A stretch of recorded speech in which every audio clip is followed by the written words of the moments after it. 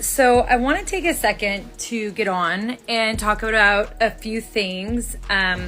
First, about maybe a few wrestling headlines I saw, because as you're going to see, the narrative will try to get changed. So some people look good and others look bad. And this is what's so amazing about this platform, is we get to actually talk about truth, right? So this week, from Monday till Thursday, Brie and I and Artem have been booked on Crazy Media because the premiere of Nikki Bella Says I Do is Thursday night. WWE owned show too, by the way. So why you see trailers of it on Monday Night Raw, etc.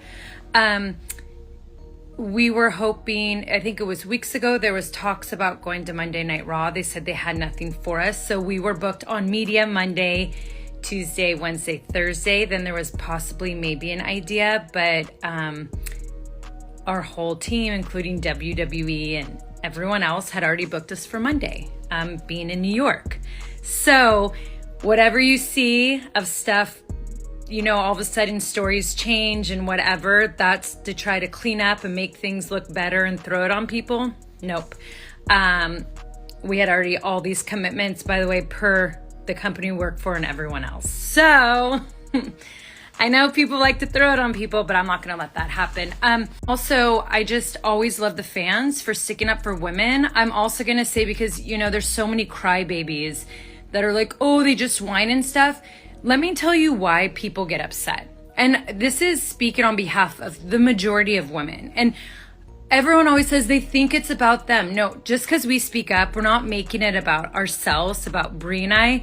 It's about the women from the very beginning to the ones that are there. And you give your body to wrestling, and you have passion and you have love. And sometimes think of something that you love so much, and when you can feel heartbroken about it because there's promises or you don't feel appreciated.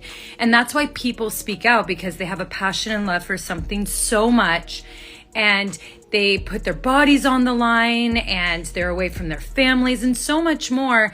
And when you don't feel appreciated, it's just like, man, like, I have a neck injury, I broke my neck, or I have this, or I have that, or I missed out on these memories. And that's for so many of the women. And so I understand why so many people are upset, especially our fans, when it's something like Raw 30.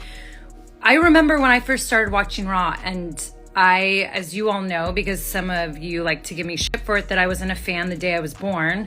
But I remember when I started watching Raw before I got into wrestling, and I was obsessed with the matches with Beth Phoenix and Candice Michelle and Melina and Mickie James. And that, to me, for me and my era of wrestling, when I became a fan, that was Raw to me.